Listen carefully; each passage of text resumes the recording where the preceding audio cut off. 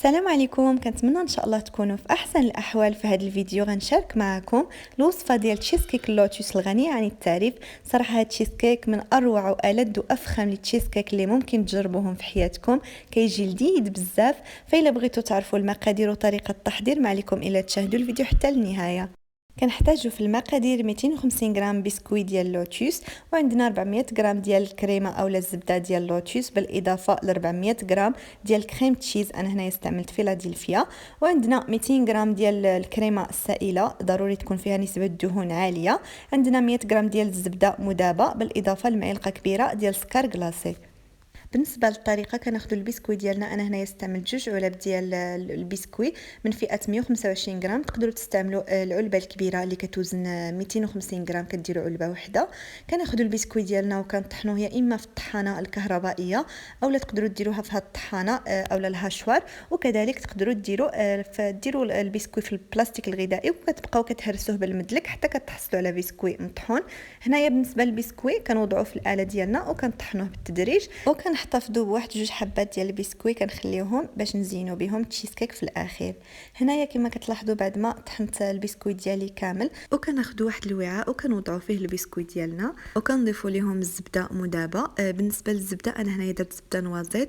بالنسبه للطريقه ديالها فكتوضعوا الزبده على النار وكتخليوها بعد ما كتذوب كتنقصوا ليها الحراره وكتخليوها كتبقى تغلي حتى كتنشف تماما من دوك السوائل اللي كيكونوا فيها. فردوا بالكم لما تحرق لكم بزاف ويولي اللون ديالها غامق بني غامق فما كتجيش زوينه هكاك، فكيجي فيها المذاق ديال المروره، كيكون اللون ديالها فقط ذهبي كما كتلاحظوا في الصوره اولا في الفيديو عفوا.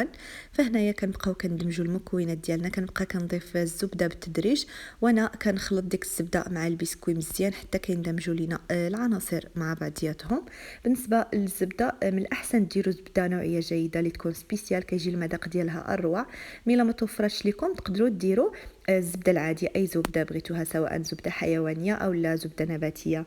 هنايا غادي ناخذ الاطار ديالي. بالنسبه للقطر ديال الاطار فيه 22 سنتيم. تقدروا تستعملوا هذا القالب ديال التشيز كيك اللي كيتحل من الجوانب اولا تقدروا ديروا هذا الاطار كما درت انا اولا استعملت في هذه الوصفه. فهنايا خديت واحد 3 المعالق كبار من داك الخليط ديال البسكوي مع الزبده، خليتهم جانبا غادي نخليهم للتزيين، ووضعت الكميه المتبقيه ديال البسكوي في الاطار ديالي وكنحاول نقاد هكا السطح ديال البسكوي ديالي. كنبقاو هكا بالملعقه كنضغطوا عليها غير بالمهل حتى كنتحصلوا على واحد السطح اللي كيكون مستوي. وصافي بعد ما غادي ننتهي وغادي نوضعوا الطبقه ديال البسكوي في المجمد باش تجمد لينا، وغادي نمروا باش غادي نحضروا الطبقه ديال الكريمه.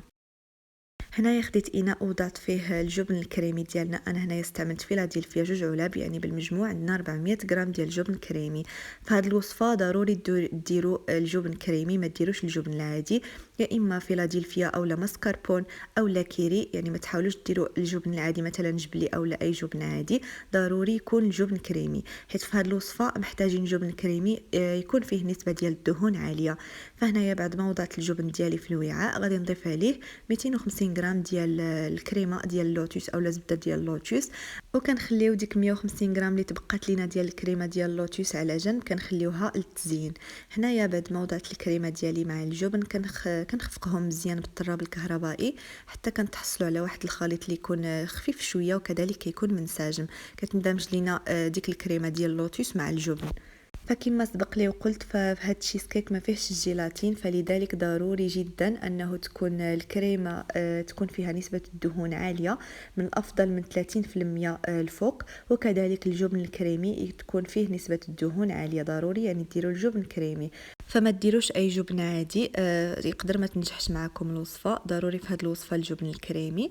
هنايا بعد ما غادي نسالي الخفق ديال الجبن مع الكريمه ديال اللوتوس كناخذوا الكريمه السائله وكنخفقوها. ضروري قبل ما تخفقوها ديروها واحد 4 ساعات في المجمد هي وداك البول اللي غادي تطلعوا فيه الكريمه باش تطلع معكم بكل سهوله، ما غاديش تعذبكم دغيا كتطلع، وكذلك كتكون في القوام ديالها اخف. فهنايا الا بغيتوا تزيدوا السكر وكانت عندكم الكريمه مسوسه تقدروا ديروا معلقه او لا اكثر. انا هنايا اكتفيت فقط بالكريمه، ما وضعتش نهائيا السكر، حيت الكريمه حلوه والزبده ديال اللوتوس حلوه وكذلك البسكوي حلو، فما يحتاج انني نزيد السكر. تقدروا الا درتوا الكريمه مسوسه تقدروا ديروا فقط ملعقه كبيره ديال السكر او لا ديروا اكثر على حسب الرغبه ديالكم. انا كيعجبني التوازن في الحلاوه، يعني باش ما تجيش حلوه بزاف. فهنايا بعد ما طلعت الكريمه ديالي كنبقى كنزيد بالتدريج كميه بكميه ديك الكريمه مع داك الخليط ديال الجبن والزبده ديال اللوتوس، وكنبقاو هكا كنخلطوهم بالخلاط اليدوي. ما تخافوش ما غاديش تهبط لكم الكريمه، فكتبقاو كتحركوا غير بالمهل بشويه بداك الخلاط اليدوي حتى كتندمج لينا ديك الكريمه مع الخليط ديال الجبن الكريمي وكذلك مع الزبده ديال اللوتوس اولا الكريمه ديال اللوتوس. فغادي نستمر بنفس الطريقه كنزيد كميه بكميه وانا كنخلط حتى كندخل ديك الكريمه اللي عندي كامله مع داك الخليط ديال الجبن والكريمه ديال اللوتوس.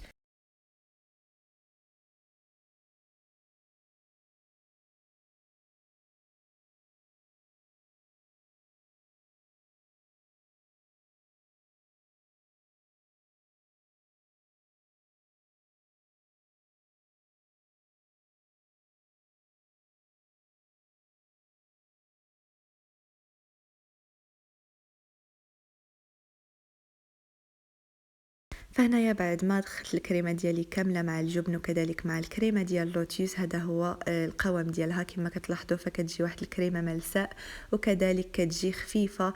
اما المذاق ما نعاودش لكم، كتجي واحد المذاق فيها خطير، داك المزيج ديال الجبن المالح مع الكريمه اللي كتكون حلوه وكذلك ديك النكهه ديال القرفه اللي كتكون في البسكوت ديال اللوتوس، فكيجي واحد المزيج رائع جدا. هنايا بعد ما حيد داك القالب ديالي اللي كنت وضعت فيه البسكوي وضعته في المجمد، كناخذوا هنايا الكريمه ديالنا وكنبقاو كنوضعوها على الطبقه ديال البسكوي وكنقادو فيها يا اما بمعلقه اولا بسباتول.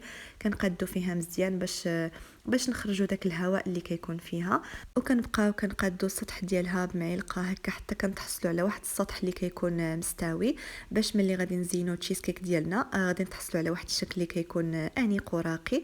فهنايا بعد ما درت الكريمه ديالي، هنايا غادي نغلفها بالبلاستيك الغذائي وغادي نخليها ليله كامله في الثلاجه، تبرد ليله كامله حتى الغد ليه قبل ما نديمو ليها اولا قبل ما نزينها. كندخلوها واحد ساعه ونصف اولا المجمد حتى كدوز ساعه ونصف، كنحيدوها وكناخذ هكا واحد البونجا اولا واحد المنديل اللي كنبللوه بالماء الساخن، وكنبقاو هكا كنمرروه على الجوانب ديال الاطار وكيتحيد معنا بكل سهوله.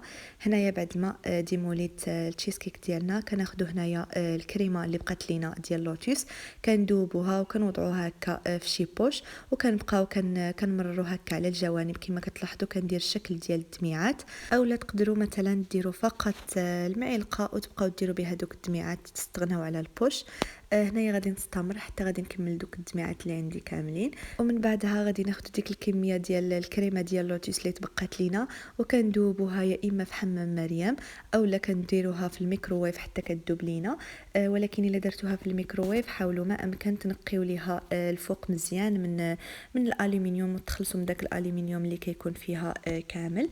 وهنايا غادي نوضع ديك الكريمه اللي ذوبتها هكا على السطح ديال التشيز كيك، وكنبقاو هكا كما كتلاحظوا كنقلبوا في التشيز كيك ديالنا وكنخليو الكريمه تهبط بوحدها، ما نقيسوهاش بالمعلقه، حيت الا بقينا كنوزعوها بالمعلقه عفوا غادي نتحصلوا على واحد الشكل اللي ما غاديش يكون مزيان.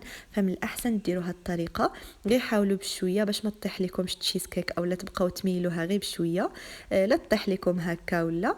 فهنايا كما كتلاحظوا كنبقاو كنميلو هكا من كل جوانب، وديك الكريمه ديالنا كتسيح وكتهبط مع دوك الجوانب حتى كتغطي لينا ديك الكريمه السطح ديال التشيز كيك كامل.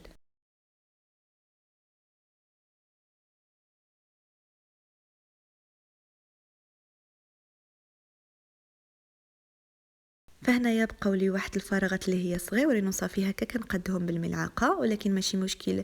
داك الطابع ديال الملعقه ما غاديش يبان لينا حيت غادي نغطيوهم بالبسكوي.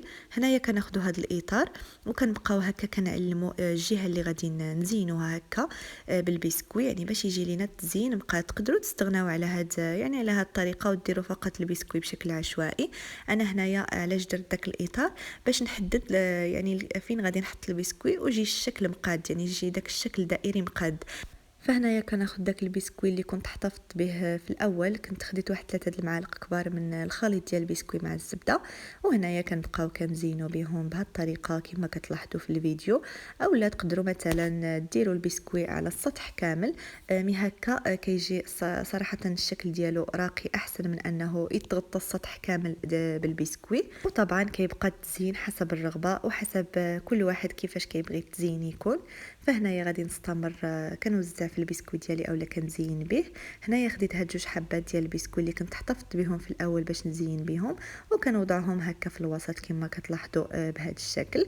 وهذا هو الشكل النهائي ديال التشيز كيك ديالنا ديال لوتوس. صراحه كيجي لذيذ بزاف، كنتمنى انكم تجربوه. فقبل ما تقدموه اولا هكا تقطعوه قطع، فمن الاحسن ديروه واحد ربع ساعه في المجمد باش ملي تقطعوه هكا يكون الشكل ديالو مقاد. فكنتمنى ان شاء الله تكون هذه الوصفه نالت الاعجاب ديالكم. وصلنا لنهايه الفيديو، السلام عليكم.